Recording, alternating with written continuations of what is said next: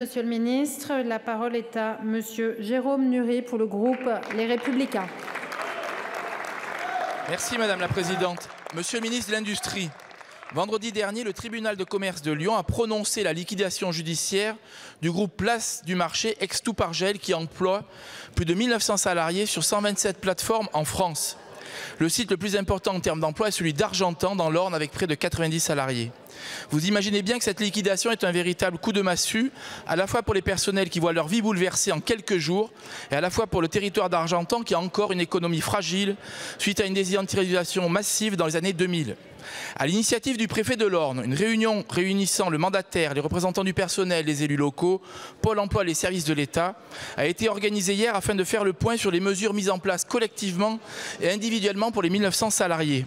Un PSE dans le cadre de la procédure plan grand licenciement va donc être déclenché. Toutefois, il a été précisé lors de ce rendez-vous qu'il n'était pas prévu d'indemnisation supralégale. Cette nouvelle a été très mal vécue par les salariés qui se sentent trahis et humiliés alors qu'ils ont fait des efforts considérables pour relever l'entreprise.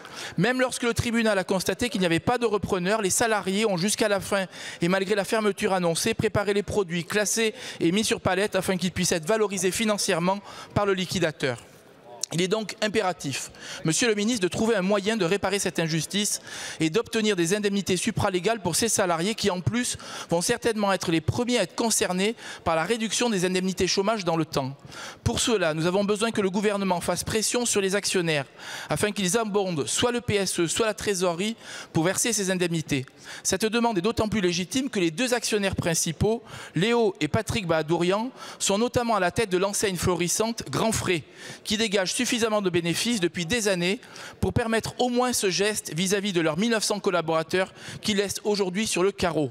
Monsieur le ministre, pouvons-nous compter sur le gouvernement et sur vous pour aider les sites, notamment dans l'Orne, à être réindustrialisés et pour accompagner les salariés et essayer d'obtenir ces indemnités supralégales? Je vous remercie. La parole est à monsieur Roland Lescure, ministre délégué chargé de l'Industrie.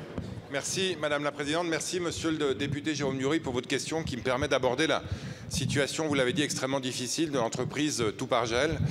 Une entreprise qui date de plus de 75 ans puisqu'elle a été créée en 1947 et dont malheureusement la liquidation judiciaire a été prononcée il y a quelques jours, le 11 janvier dernier. Vous le savez, nous avons aidé cette entreprise en mois de juin dernier.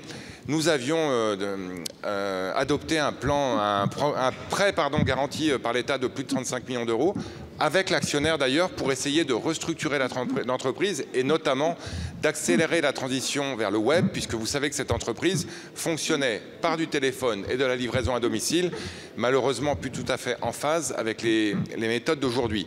Malheureusement, ce virage, il faut le reconnaître, a été un échec. L'entreprise a été liquidée et vous avez raison de nous dire qu'aujourd'hui, la priorité absolue doit être l'accompagnement des salariés. Premier point important, le ministre du Plein Emploi, Olivier Dussopt, a décidé d'affecter une procédure particulière, vous l'avez mentionné dans votre intervention, qui permettra à un cabinet spécialisé d'accompagner chaque salarié dans la formation et dans le retour à l'emploi.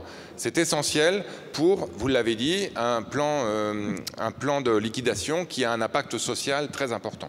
Deux, sur la partie financière, malheureusement, les procédures sont très encadrées. Vous savez que tout ça se place dans le cadre du tribunal de commerce qui ne peut pas bonifier les PSE et qui est extrêmement contraint par le système qu'on appelle AGS, Assurance Garantie des Salaires.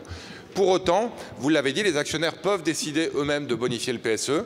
Je peux vous confirmer que l'administrateur judiciaire a écrit aux actionnaires pour leur demander de le faire et j'ai demandé à mes services d'en faire de même.